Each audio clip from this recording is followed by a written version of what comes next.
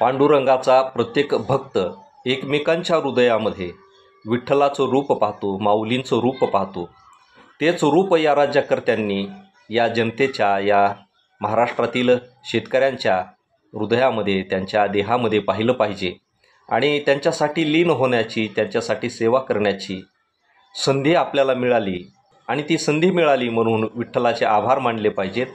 कारण शेतकऱ्यांच्या जीवनामध्ये, लोकांच्या जीवनामध्ये जे लोक संकट निर्माण करतात, तेच लोक विठ्ठलाला त्यांच्या जीवनातील संकट दूर होण्याविषयी, त्यांना सुखी करण्याविषयी साकडं घालतात. रामकृष्ण हरी माऊली.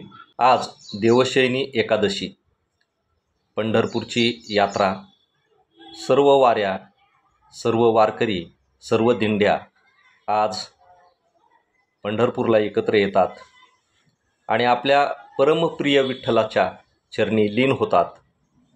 आणि त्याचबरोबर आजचा खास दिवस म्हणजे विठ्ठलाला साकडं घालण्याचा दिवस, विठ्ठलाला मागणी घालण्याचा दिवस.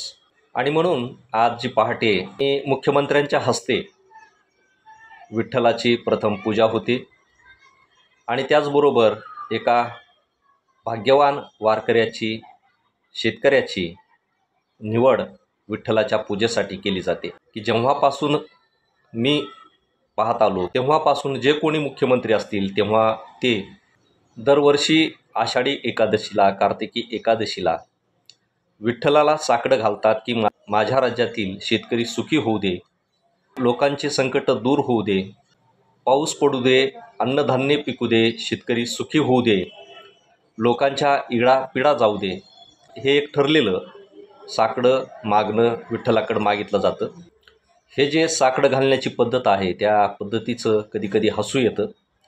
कारण शेतकऱ्यांच्या जीवनामध्ये, लोकांच्या जीवनामध्ये जे लोक संकट निर्माण करतात, तेच लोक विठ्ठलाला त्यांच्या जीवनातील संकट दूर होण्याविषयी, त्यांना सुखी करण्याविषयी साकडं घालतात. हा फार मोठा विरोधाभास आहे. खरं तर मुख्यमंत्र्यांनी किंवा ज्या कोणी राजकीय पुढारी असतील त्यांनी विठ्ठलाला साकडं असं घातलं पाहिजे की माझ्या राज्यातील भ्रष्टाचार करणाऱ्यांची संख्या कमी होऊ दे, त्यांना भ्रष्टाचार न करण्याची सुबुद्धी दे, लोकांचे मूलभूत प्रश्न सोडविण्यासाठी, शेतकऱ्यांच्या मुलांना शिक्षण मिळवून देण्यासाठी, त्यांचा उद्धार करण्यासाठी वेगवेगळ्या योजना राबविण्याची मला सुबुद्धी दे, असं मागणं खरं तर मागायला हवं. परंतु अशी मागणी किंवा असं साकडं घालताना अद्यापपर्यंत एकही मुख्यमंत्री दिसला नाही. हे दुर्दैव. म्हणजे आपल्या राज्यातील लोक खरे सुखी करायचे असतील, त्यांच्या जीवनातील अंधकार दूर करायचा असेल, त्यांचे मूलभूत प्रश्न सोडवायचे असतील तर हे राज्य सुरळीत चाललं पाहिजे. या राज्यातील राज्यकर्ते हे निष्कलंक, चारित्र्यसंपन्न, सत्यवचनी आणि लोकांच्या छोट्या छोट्या गोष्टीला धावून जाणारे, त्यांना मदत करणारे, राज्याच्या तिजोरीतील एक न एक पैसा प्रामाणिकपणे लोकांच्यासाठी वापरणारे असायला हवेत. आणि म्हणून मागणं मागताना या राज्यकर्त्यांच्या, या पुढाऱ्यांच्या मधील दुर्गुण दूर व्हावेत असं साकडं खरं तर घालायला हवं. परंतु स्वतः दोषमुक्त होण्याचं साकडं या ठिकाणी कोणीही घालत नाही.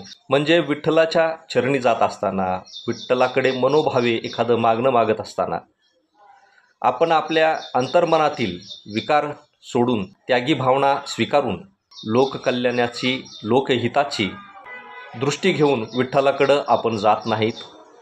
आणि मग हे असं वरवरचं मागणं मागून उपयोग काय?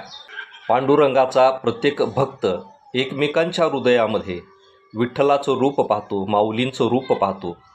तेच रूप या राज्यकर्त्यांनी या जनतेच्या, या महाराष्ट्रातील शेतकऱ्यांच्या हृदयामध्ये, त्यांच्या देहामध्ये पाहिलं पाहिजे आणि त्यांच्यासाठी लीन होण्याची, त्यांच्यासाठी सेवा करण्याची संधी आपल्याला मिळाली आणि ती संधी मिळाली म्हणून विठ्ठलाचे आभार मानले पाहिजेत. हेच खरं मागणं आहे या एकादशीच्या निमित्तानं. आज जर पाहिलं तर प्रत्येक माणूस दुःखानं पीडित आहे. त्याच्या आयुष्यामध्ये समाधान नाही. शेतकऱ्यांच्या जीवनामध्ये कमालीचं दारिद्र्य आहे.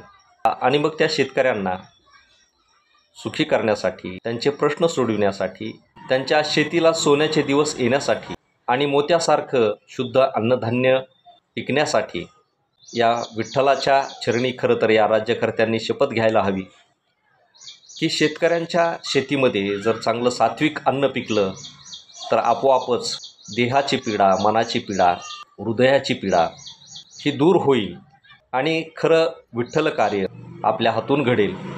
ती संधी या राज्यकर्त्यांना आहे आणि खरोखर त्यांच्या मनामध्ये ही जर आस्था असेल तर त्यांनी ही शपथ घ्यायला हवी, विठ्ठलाला साक्षी मानून, की मी माझ्या आयुष्यामध्ये, मी माझ्या दैनंदिन कार्यामध्ये कोणाचाही विनाकारण एकही रुपया न घेता विनाभ्रष्ट सेवा करीन, लोकांचे प्रामाणिकपणे तळमळीने प्रश्न सोडवीन. हा संकल्प आपल्या सर्वांचं या राज्यकर्त्यांनी करणं आवश्यक आहे.